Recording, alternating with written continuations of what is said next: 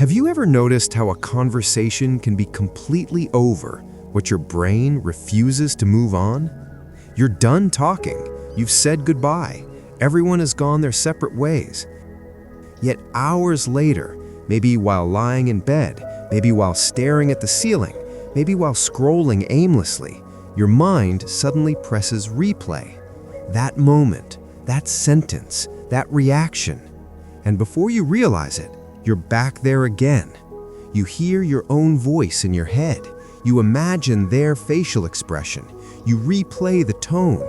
You zoom in on the awkward pause, and a quiet thought appears. Why did I say that? Then another. Did that sound weird? Then another. What if they misunderstood me? And just like that, your brain turns a small moment into a full investigation. This is overthinking, and it happens to almost everyone. But why does your brain do this? Why does it replay conversations hours later, especially the awkward ones? And more importantly, how do you stop it? Today on EDUx Talks, we're breaking down the psychology behind conversational overthinking and the science-based ways to finally shut the loop off.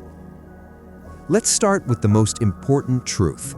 Your brain replays conversations because it wants closure. Human brains hate uncertainty. When something feels unresolved, socially unclear, emotionally confusing, or open-ended, your mind keeps returning to it, trying to finish the story. The problem is, conversations rarely end with clear conclusions. You don't get a message saying, "That went well." You don't get confirmation saying, "They liked you."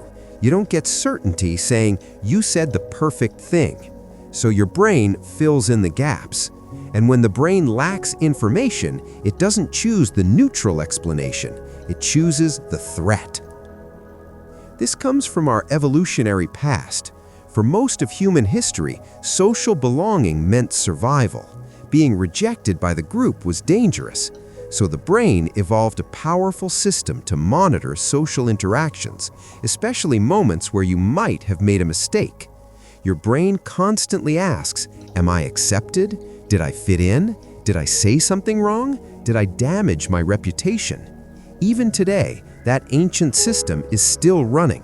So when a conversation feels slightly off, your brain flags it as important. Not because it actually is, but because your brain is trying to protect you from rejection. This is why your mind doesn't replay every conversation. It replays the ones that felt awkward, unclear, emotionally charged, incomplete, socially risky. Your brain treats these moments like open files, and it keeps them running in the background. Psychologists call this process rumination. Rumination is when the brain repeats the same thought over and over, not to solve a problem, but to reduce anxiety. Ironically, rumination does the opposite. Each replay strengthens the emotional memory. Each replay adds new imagined details. Each replay convinces your brain that the moment was more important than it actually was.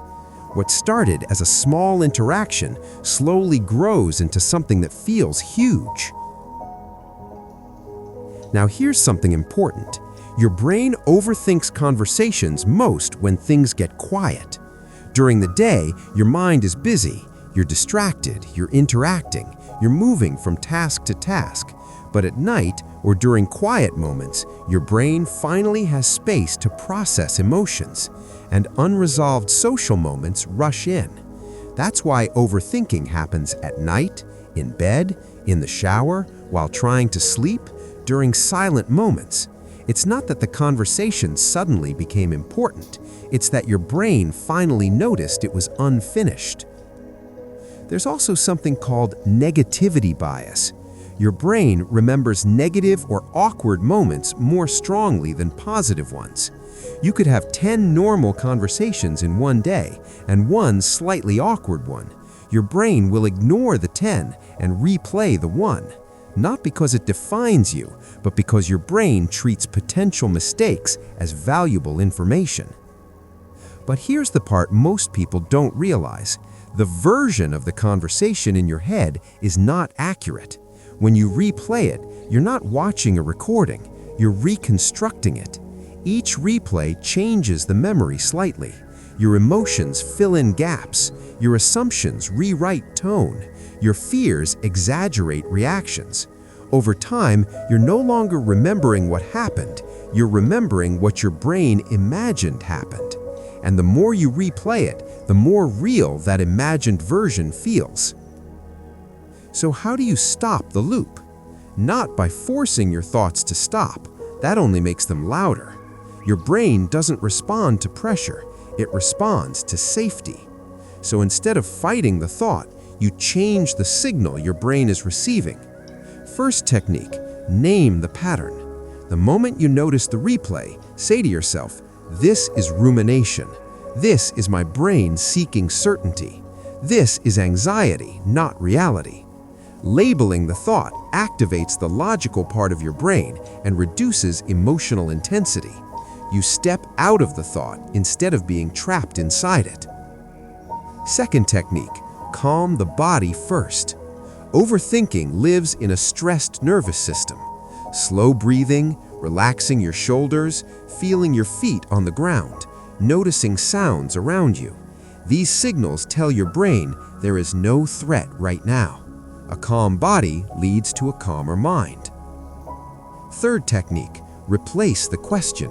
Instead of asking, "Why did I say that?" ask, "What actual evidence do I have that this went badly?"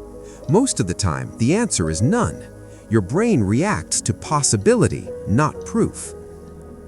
Fourth technique, give your brain closure. Say something like, "I did my best with the information I had."